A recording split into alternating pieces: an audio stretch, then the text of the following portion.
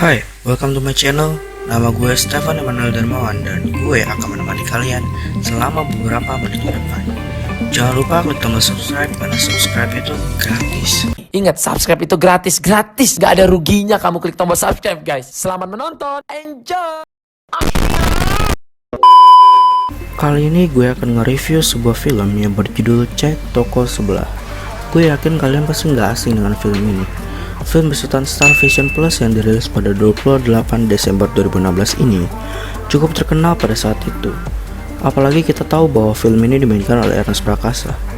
Ernest bukan hanya menjadi seorang pemain dalam film ini, tapi ia juga turut berperan menjadi penulis sekaligus sutradara.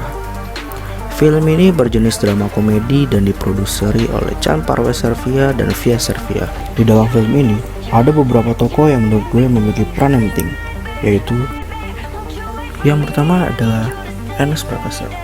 Dalam film ini, Ernest berperan sebagai Erwin. Ia merupakan anak kedua dari pemilik toko sembako Jaya Baru. Erwin merupakan orang kantoran yang memiliki jabatan eksekutif di kantornya dan akan dipromosikan untuk bekerja di kantor-kantor yang ada di Asia Tenggara. Dan Erwin juga mempunyai pacar yang bernama Natalie. Yang kedua ada Dion Wiyoko. Di sini, Dion Wiyoko berperan sebagai Johan, di mana Johan ini merupakan anak pertama dari pemilik toko sembako Jaya Baru. Johan telah menikah dan dia berprofesi sebagai fotografer lepas. Di dalam film ini, Johan memiliki rasa iri terhadap adiknya yaitu Erwin. Johan iri karena ia kurang mendapatkan kasih sayang dan juga tidak diberi kepercayaan untuk meneruskan toko oleh ayahnya. Yang ketiga ada Chu Kinwa. Dia berperan sebagai ayah dari Johan dan Erwin. Dia juga merupakan pemilik dari toko sembako Jaya Baru. Dia sangat sayang terhadap Erwin, tetapi ia tidak memiliki hubungan yang baik dengan Johan. Karena itu, ia ingin Erwin untuk meneruskannya sebagai pemilik toko sembako yang telah ia jalani bersama dengan istrinya sejak dulu. Yang keempat ada Gisela Anastasia. Di film ini, Gisela berperan sebagai Natalie yang merupakan pacar dari Erwin. Natalie di sini bisa dibilang memiliki sifat egois, di mana di saat Erwin dibingungkan oleh pilihan antara memilih toko ayahnya atau memilih ke Singapura untuk wawancara, Natalie malah memaksa Erwin untuk pergi ke Singapura dan melakukan wawancara. Tapi di samping itu, sebenarnya Natalie juga sayang sama Erwin. Yang kelima ada Adinia Wirasti. Di sini, ia berperan sebagai Ayu, yang merupakan istri dari Johan. Dia sangat gemar memasak kue dan sebagainya. Ia juga sangat ingin memiliki toko kue sejak dulu. Ayu merupakan seorang yang penyabar, baik, dan selalu mensupport suaminya kapanpun dan dimanapun.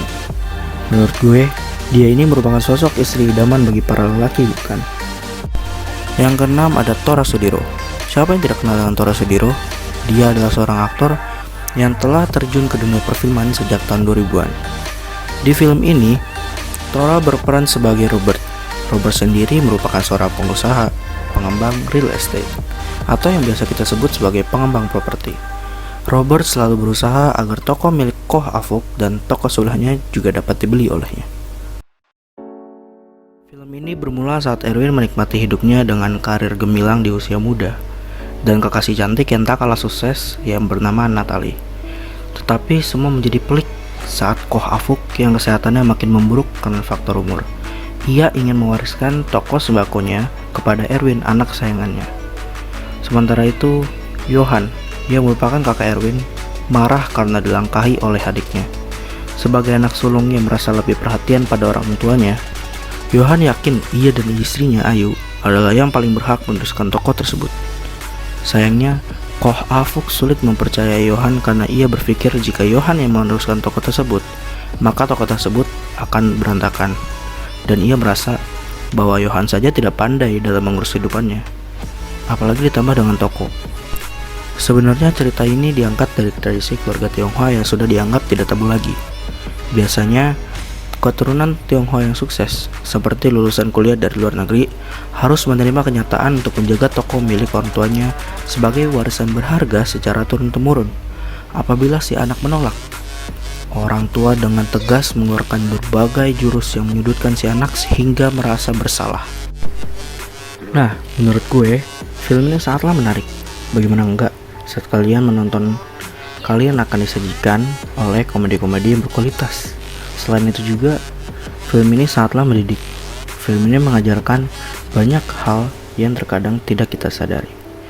Pelajaran dari film ini sangatlah mudah untuk kita dapatkan.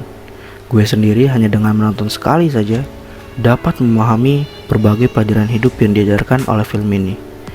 Dan dari awal, irama musik membangun mood film ini dengan sangat baik.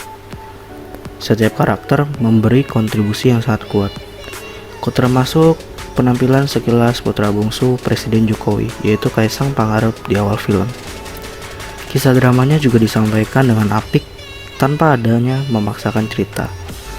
Cinta, tawa, dan keluarga menjadi kekuatan film ini. Kisahnya bergulir sehingga filmnya terasa asik sampai menit terakhir. Lelucon-lelucon kekinian yang dihadirkan sebagai sindiran sosial juga rasanya sangat pas. Memang, untuk akting drama Enes Prakasa dan Gisel Anastasia tidak sekuat Dion dan Adinia. Namun karena posisi mereka dapat melengkapi kisah drama utama. Kekurangan mereka tertutup oleh faktor lain. Bagi gue, film ini sangatlah gue rekomendasiin kepada kalian yang belum menontonnya. Film ini sangat tidak mengecewakan dan dapat memberikan pelajaran-pelajaran yang sangat berarti dan kesan-kesan yang sangat berarti. Maka dari itu, tontonlah film ini karena sangat bagus untuk kalian. Cukup sekian review film kali ini. Gue, Stefan Emanuel Darmawan, pamit undur diri. Mohon maaf bila ada salah kata. Dan jangan lupa klik like, comment, share, and subscribe. Thanks for watching. Salam di rumah aja.